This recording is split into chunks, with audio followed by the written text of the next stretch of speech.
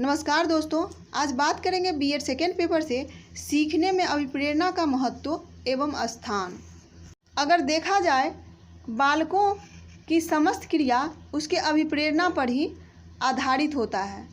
परिणाम स्वरूप यदि शिक्षा प्रक्रिया में सुचारू रूप से उसको चलाना है तो बालक को ज्ञानार्जन करने के लिए अभिप्रेरित करना परम आवश्यक है। जब बालक को ज्ञानार्जन करने की अभिप्रेरणा प्राप्त होती है तो उसकी पढ़ने में रुचि हो जाती है। परिणाम यह होता है कि वह ज्ञान अर्जन में भी तीव्र गति से वह आगे बढ़ता है। इस दृष्टिकोण को सामने रखते हुए थॉमस ने लिखा कि अभिप्रेरणा छात्र में रुचि उत्पन्न करने की एक कला है। एंडरसन ने सीखने या शिक्षा में अभिप्रेरणा का महत्व व स्थान प्रस्तुत करते हुए बताया कि सीखना प्रेरणा पाकर सर्वोत्तम ढंग से आगे बढ़ता है। देखते हैं कि सीखने में अभिप्रेरणा का क्या महत्व और स्थान है।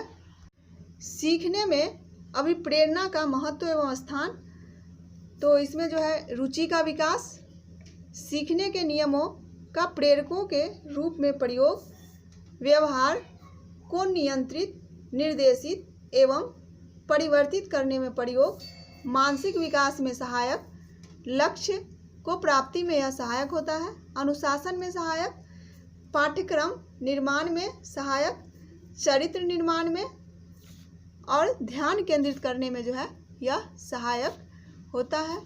रुचि के विकास में अभिप्रेरणा के लिए शिक्षक बालक के आंतरिक प्रेरणा का प्रयोग कर पढ़ने के प्रति रुचि जागृत करता है और प्रेरणा द्वारा जब बालकों में पढ़ने की रुचि उत्पन्न हो जाती है तो अध्ययन कार्य में वह खुद ही लग जाता है।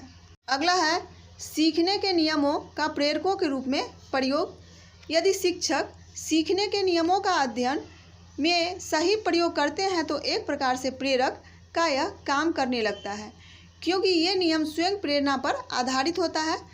तत्परता के नियम के अनुसार यदि अनुकूल परिस्थिति उत्पन्न करके बालकों को सीखने में रुचि एवं जिज्ञासा जागृत कर दी जाती है तो वे स्वतः सीखने के लिए अभिप्रेरित रहते हैं। अभ्यास के नियम को अगर देखें तो इसके अनुसार यदि शिक्षक बालकों से बार बार किसी पाठ को दोहराए या उसे क्रिया कराए तो वह अर्जित अभिप्रेरक के रूप में धारण कर लेता है। इसी प्रकार से अगर प्रभाव के नियम को देखें तो इसके अनुसार शिक्षक पढ़ाने में इस प्रकार की शिक्षण विधि का प्रयोग करते हैं कि सीखने व ज्ञान की प्राप्ति करने में बालक सुख संतोष अनुभव करता है तो वे सीखने के लिए और भी अधिक प्रेरित होता है। इसमें शिक्षकों को चाहिए कि प्रेरणा की उत्पत्ति के लिए शिक्षा में उन्हीं कार्यों को सम्मिलित करें जिनकी प्रगति के प्रभाव एवं परिणाम से छात्रों को सुख संतोष उत्पन्न हो।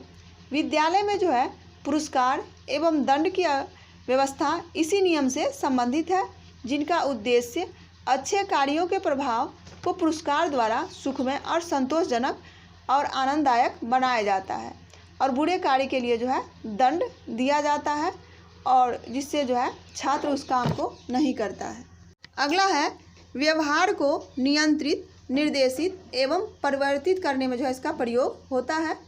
शिक्षक प्रशंसा, निंदा, पुरस्कार, दंड आदि अभिप्रेरकों को प्रयोग करके बालकों के अवांछित व बुरे व्यवहार को नियंत्रित, निर्देशित एवं परिवर्तित कर सकता है।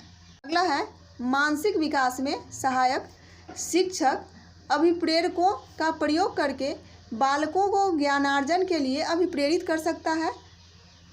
ज्ञान की प्राप्ति व सीखने की क्रियाओं को प्रोत्साहित करने पर बालकों के मानसिक विकास में सहायता प्राप्त होती है।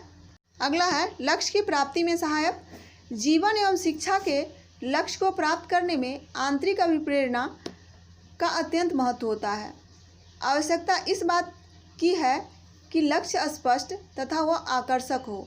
यह दायित्व शिक्षकों का है कि वे एक और बालकों को उपयुक्त लक्ष्य बनाने तथा उसके उस ओर ध्यान देने के लिए अभिप्रेरित करें और दूसरी ओर पाठ्यक्रम, शिक्षण विधि, विद्यालय, वातावरण, अनुशासन आदि शिक्षा के अंगों को ऐसा स्वरूप प्रदान करें कि बालक स्वयं लक्ष्य की प्राप्ति के लिए वह अभिप्रेरित हो। अनुशासन स्थापन में सहायता।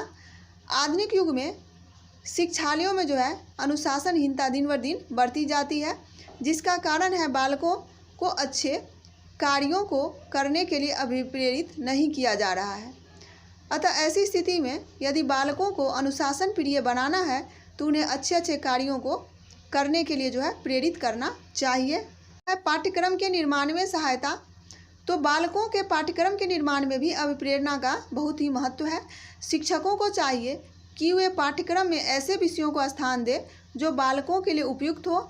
ऐसा करने से बालकों को पढ़ने के लिए प्रेरणा मिलेगी। अगला है चरित्र निर्माण में सहायता।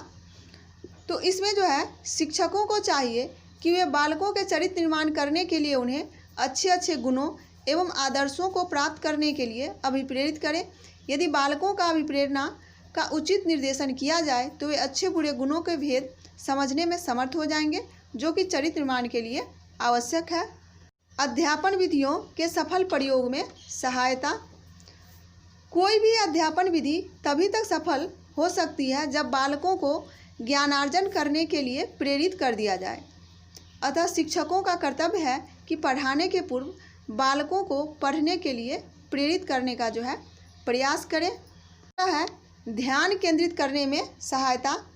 बालक का ध्यान तभी किसी विषय को पढ़ने में केंद्रित हो सकता है जबकि उसे पढ़ने के लिए प्रेरणा प्रदान की जाए। इस दृष्टिकोण से अवधान को केंद्रित करने के लिए प्रेरणा का बहुत ही अधिक महत्व है। तो ये था सीखने में अभिप्रेरणा का महत्व एवं स्थान। अगर आपने ऑल एंड सम को सब्सक्राइब नहीं किया है तो जल्दी से सब्सक्राइब कर लीजिए ताकि आपको नए नए वीडियो मिले। और हाँ, इसे लाइक करना ना भूलें और शेयर ज़रूर करें ताकि दूसरे को भी लाभ पहुँचे। धन्यवाद।